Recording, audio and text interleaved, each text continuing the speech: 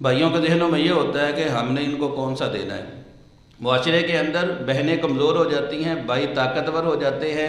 اب ہوتا کیا ہے کہ بھائی سارا سال ساری زندگی اپنے بانجوں کو کام پہ بھی لگوا دیں گے، اپنی بہنوں کے گھر راشن بھی بھیجیں گے، ان کی امداد بھی کریں گے۔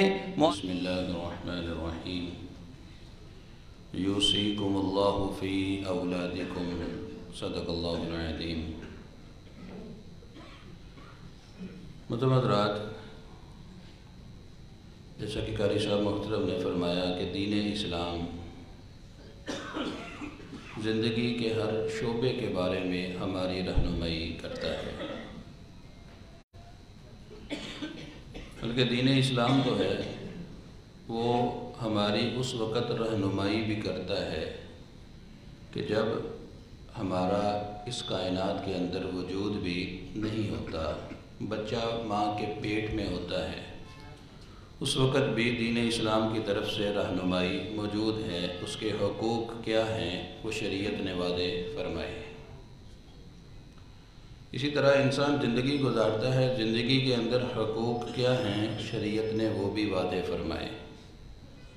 اور انسان جب مر جاتا ہے، دنیا سے چلا جاتا ہے، تو جب وہ مر جاتا ہے اس کے احکامات کیا ہیں شریعت نے وہ بھی واضح فرمائے۔ اسی طرح ان معاملات میں سے ایک بڑا ہی اہم معاملہ وراثت کا ہے۔ اگر ہم اسلام کے احکامات پر غور کریں، نماز کے بارے میں ہم دیکھتے ہیں اللہ تبارک و تعالیٰ نے قرآن میں حکم دیا ہے، رسول اللہ صلی اللہ علیہ وسلم نے اپنی سنت سے، جو شریعت کا ہی ایک دوسرا مصدر ہے، اس سے یہ بات واضح فرمائی کہ نماز کی رکعات کتنی ہیں، اس کا وقت کیا ہے، کیسے پڑھنی ہے، اس کا مکمل طریقہ رسول اللہ صلی اللہ علیہ وسلم کی سنت سے ہمیں ملتا ہے۔ اسی طرح معاملہ زکوٰۃ کا ہے۔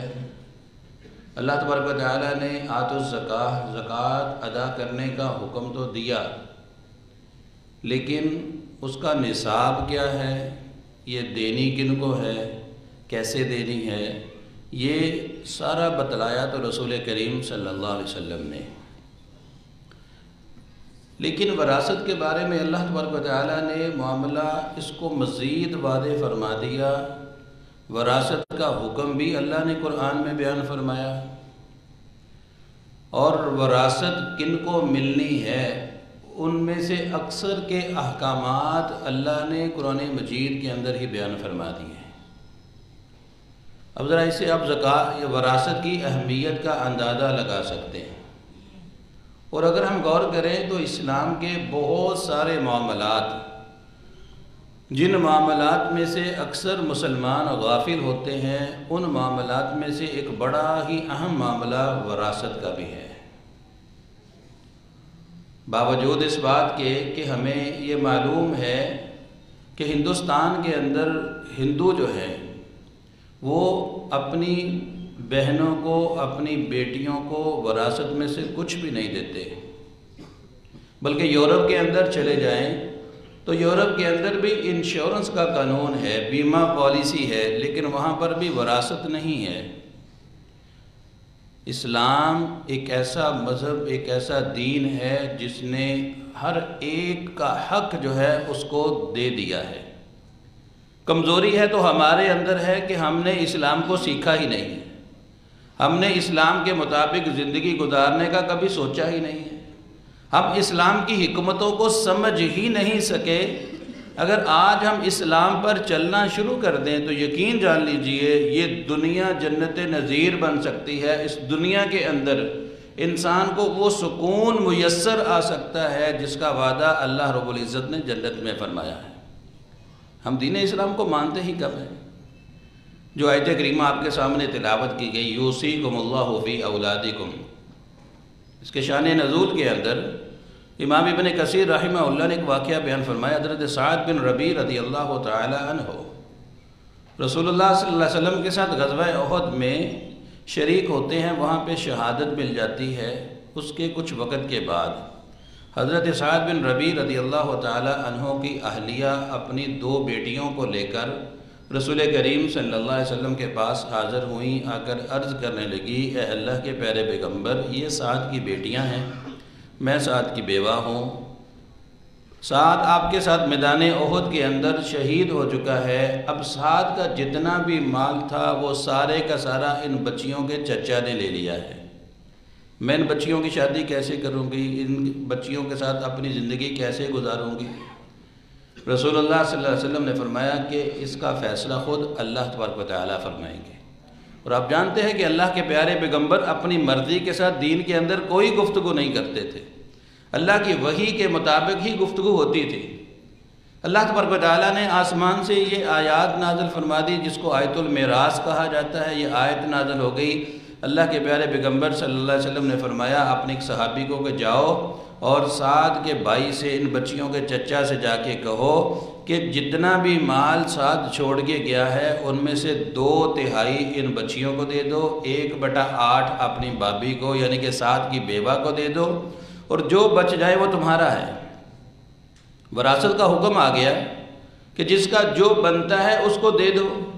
اب امام ابن کثیر رحمہ اللہ بیان کرتے ہیں کہ مکہ کے اندر مشرکین کی یہ عادت نہیں ہوتی تھی کہ وہ بچیوں کو حصہ دیں، وہ بہنوں کو حصہ دیں، حتیٰ کہ مکہ کے اندر مشرکین کے اندر یہ بھی ہوتا تھا کہ وہ مرد جو جنگجو نہیں ہوتا تھا اس کو بھی حصہ نہیں ملتا تھا۔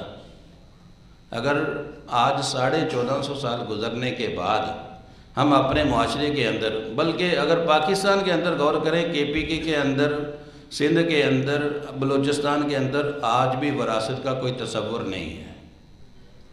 پنجاب کے اندر اس کا تصور ہے، لیکن وہ تصور کتنا ہے آپ اپنے گریبان کے اندر جان کر دیکھ لیں۔ میں دیکھ لیتا ہوں کہ پنجاب کے اندر بھی تصور ہے تو کتنا ہے۔ وہ بیٹا جو باپ کے ساتھ کاروبار کرتا ہے کیا کل مال وہی نہیں لے جاتا؟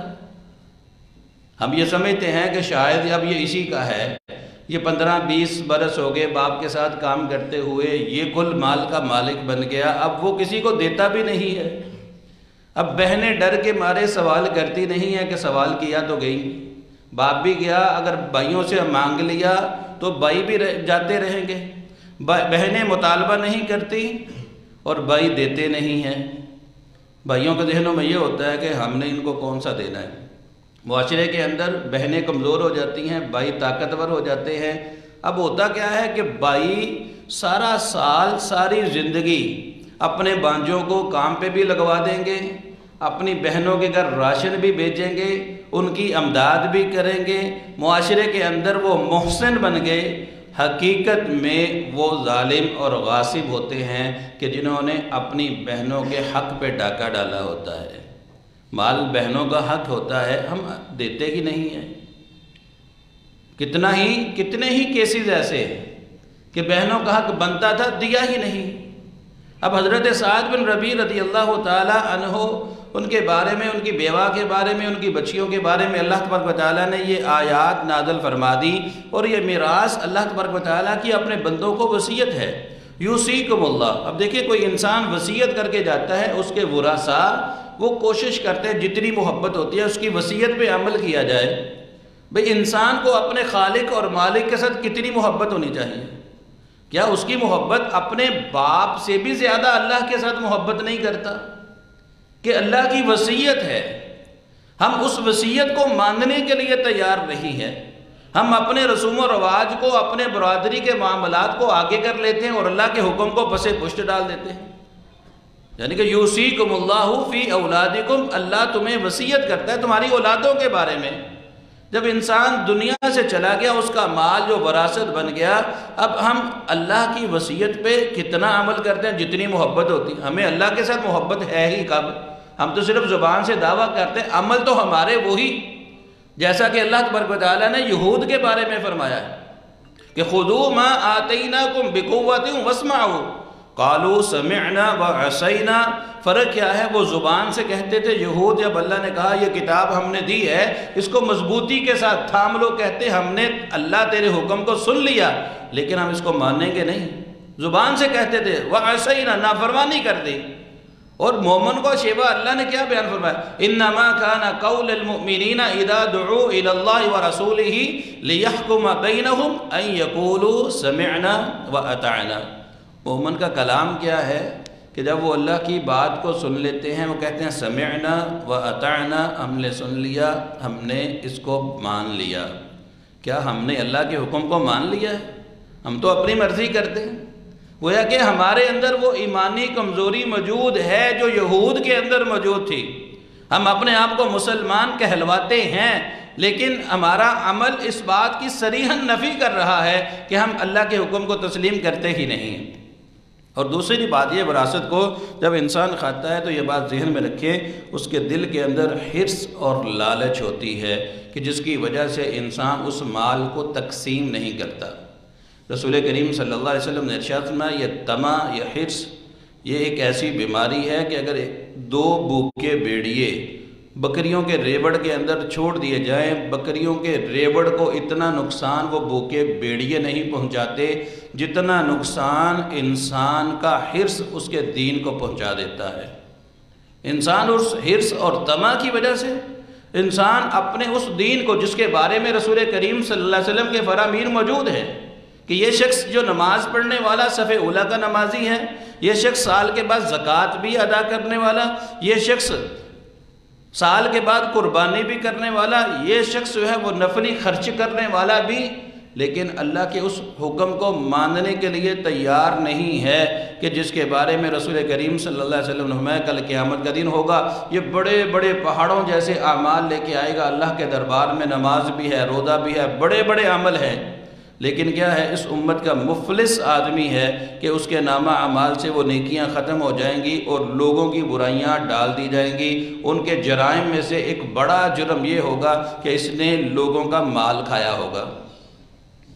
کیا یہ ظلم نہیں ہے ان بھائیوں پر، ان بہنوں پر؟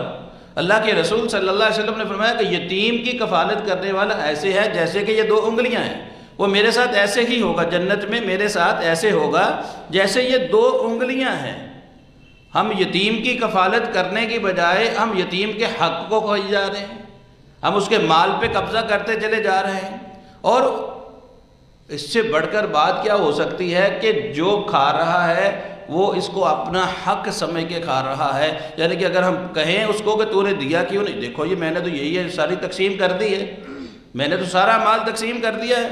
لیکن حقیقت میں ہم چونکہ اسلام کے نظام سے واقف نہیں ہیں، اگر ہم اسلام کے نظام وراثت کو ہی اچھی طرح سیکھ لیں تو یقین جان لیجئے ہمارے اس معاشرے کے اندر استحکام پیدا ہو سکتا ہے۔ معاشی استحکام کی بنیاد اسلام نے جو چیزیں بیان کی ہیں ان میں ایک زکوٰۃ ہے اور ایک وراثت ہے۔ زکوٰۃ کے اندر غرباء فقراء کا حق رکھا گیا ہے۔ آپ دیکھیں کہ اسلام کبھی یہ چاہتا ہی نہیں ہے کہ تمہارے پاس مال جمع ہو، کیونکہ اسلام کے اندر مال کی کوئی اہمیت نہیں ہے جیسے ہم سمجھتے ہیں۔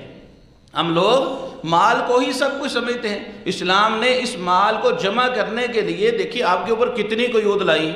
اب جھوٹ بول کے کاروبار نہیں کریں گے، اب جھوٹی قسمیں نہیں اٹھائیں گے، اب سود نہیں لیں گے، اب چوری نہیں کریں گے، اب ڈاکہ نہیں ڈالیں گے، اب کسی کا مال اس کے اوپر ناجائز قبضہ نہیں کریں گے۔ اسلام تو چاہتا ہی نہیں ہے تمہارے پاس مال جمع ہو۔ جب پھر بھی محنت کرنے کے بعد بھی تمہارے پاس مال چلا آیا، اب اسلام کیا کہتا ہے، سال گزر چکا ہے، اس کے اوپر 2.5% کے حساب سے زکوٰۃ ادا کر دو۔ اب تمہیں زکوٰۃ کا کہہ دیا گیا ہے، یعنی کہ اسلام یہ چاہتا ہے اس کے بعد نفلی خرچی شروع کر دو، استطاعت موجود ہے بیت اللہ کا حج کرو۔ مال جمع کرنا یہ تو مسلمانوں کا شیوا رہا ہی نہیں ہے۔ مسلمان جب بھی اس کے پاس مال آتا تھا اللہ کے راستے میں خرچ کرتا چلا جاتا تھا۔ رسول کریم صلی اللہ علیہ وسلم کو کتنی مرتبہ اللہ تبارک و تعالیٰ نے فرمایا، اے پیارے پیغمبر اگر چاہو تو یہ صفا پہاڑ جو ہے میں آپ کے لیے سونے کا بنا دوں، لیکن اللہ کے پیغمبر یہ چاہتے ہی نہیں تھے۔ آپ صلی اللہ علیہ وسلم کے صحابہ کرام جو کچھ بھی ہوتا تھا اللہ کے راستے میں صدقہ کرتے چلے جاتے تھے۔ سیدنا ابوبکر صدیق کے واقعات موجود ہیں، عمر فاروق کے واقعات موجود ہیں، عثمان غنی کے واقعات موجود ہیں رضی اللہ تعالی عنہم، سب کے واقعات موجود ہیں۔ یعنی کہ مال کو جمع کرنا کبھی مقصد رہا ہی نہیں ہے، لیکن اس کے باوجود اگر انسان مال چھوڑ کے چلا جاتا ہے، اب خاندان کے اندر وہ بہن بھائی جو کمزور رہ گئے، اللہ تبارک و تعالیٰ نے یہ نظام دیا ہے کہ تم اس مال کو ان کے حقداروں تک پہنچا دو۔ ہم یہ سمجھتے ہیں محنت میں ہمارے باپ نے کی ہے تو اس میں سے بیٹیوں کا حصہ کہاں سے آ جائے. ہم تو جہیز دے کے سمجھتے ہیں لو جی ہماری بیٹیاں فارغ ہو گئیں. یہ جہیز جو ہندوانہ رسم ہے اس کو دے کے ہم سمجھتے ہیں ہم اس حق کو ادا کر دیا جو اسلام نے قرآن میں بیان فرمایا ہے. ہم نے اس حق کو چھوڑ دیا اس رسم کی وجہ سے. کیا اللہ نے تم کو حکم دیا ہے کہ اس طرح جہیز دے کے بچیوں کو رخصت کرو؟ لیکن جو اللہ نے حکم دیا ہم نے اس اللہ کے حکم کو پس پشت ڈال دیا اور ان کا جو حق بنتا تھا جو شریعت نے رکھا تھا ہم نے اس کو دینے سے انکار کر دیا. عملی طور پر ہم اس کو دیتے ہی نہیں ہیں. اسی طرح آج ہم دیکھتے ہیں ہمارے معاشرے کے اندر بہت سارے معاملات ایسے ہیں کہ یہ بات آپ وراثت کے حوالے سے بنیادی طور پہ سمجھ لیں کہ وہ مال جو مرنے والا چھوڑ کے چلا گیا ہے اب اس کی جبری تقسیم ہوگی. اس کی جبری تقسیم ہوگی. اس میں کسی کی رضامندی کا کوئی دخل نہیں ہے. آپ کے پاس پراپرٹی ہے, آپ کا دل کرے تو آپ اس کو بیچ دیں, نہ دل کرے تو نہ بیچے. آپ کہے جی میرا دل نہیں کرتا میں نے ابھی نہیں بیچنی. لیکن جب وہ وراثت بن گئی اب آپ نے اس کو تقسیم کرنا ہی کرنا ہے.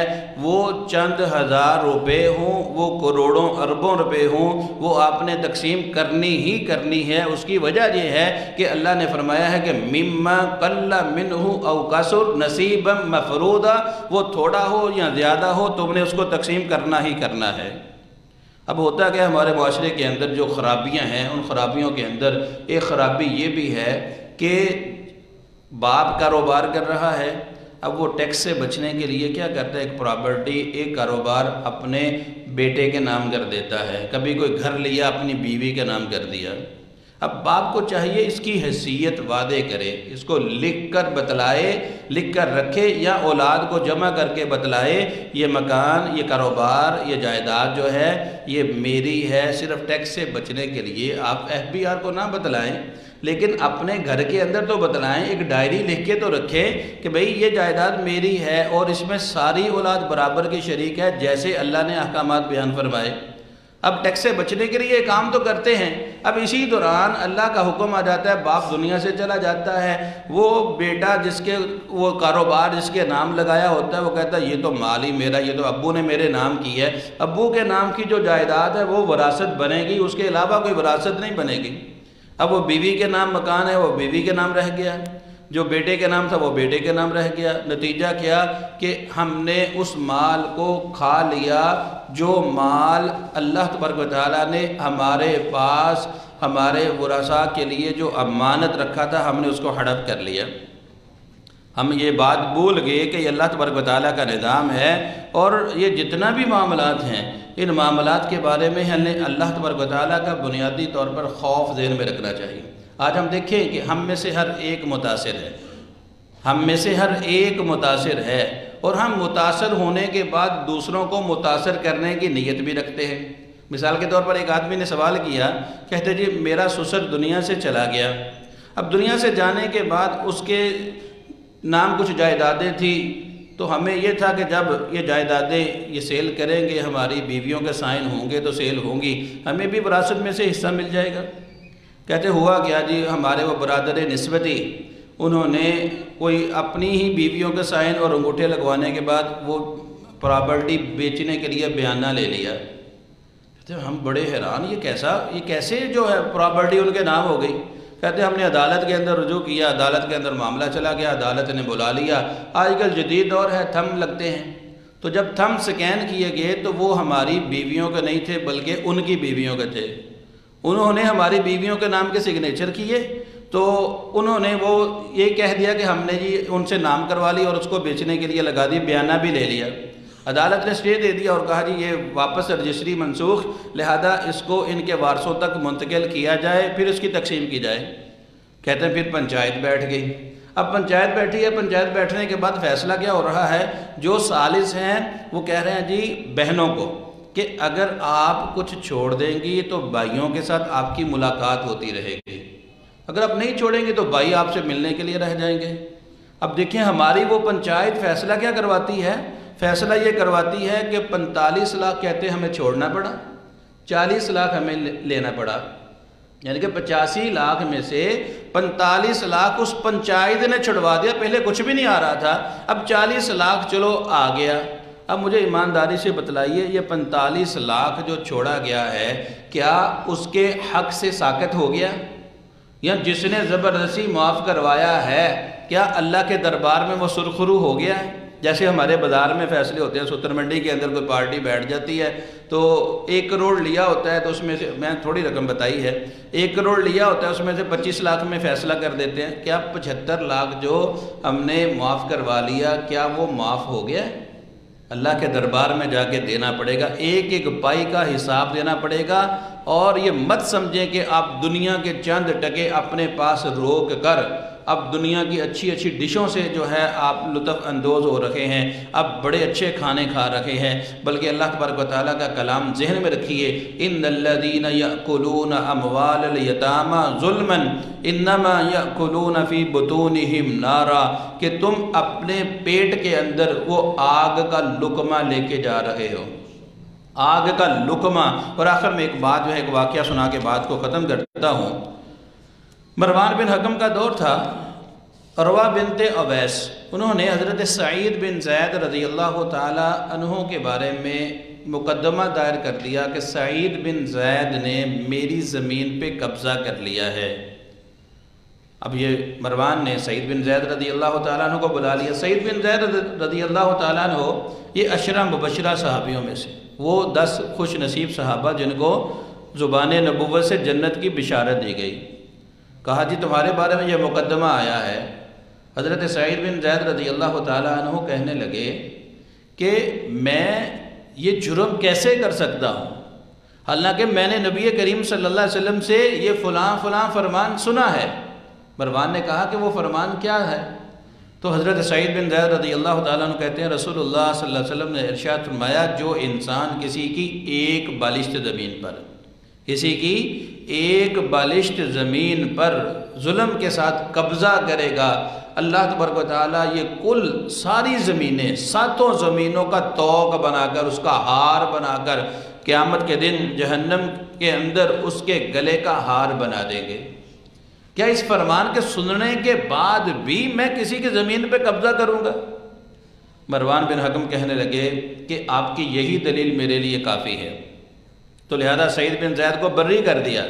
لیکن سعید بن زید رضی اللہ تعالیٰ عنہ کہنے لگے کہ میری اس دربار کے اندر پھر ایک بد دعا بھی ہے، ایک بد دعا بھی ہے، اور وہ بد دعا کیا تھی؟ اللہم ان کانت کاذبہ فعمی بصرہا وقتلہا فی ارضہا، اے اللہ اگر یہ عورت جھوٹی ہے، جس نے میرے خلاف دعویٰ دائر کیا، اگر یہ عورت جھوٹی ہے، اے اللہ اس کو اندھی کر دے، اور اے اللہ اس کو اس کی زمین کے اندر ہی موت عطا فرما۔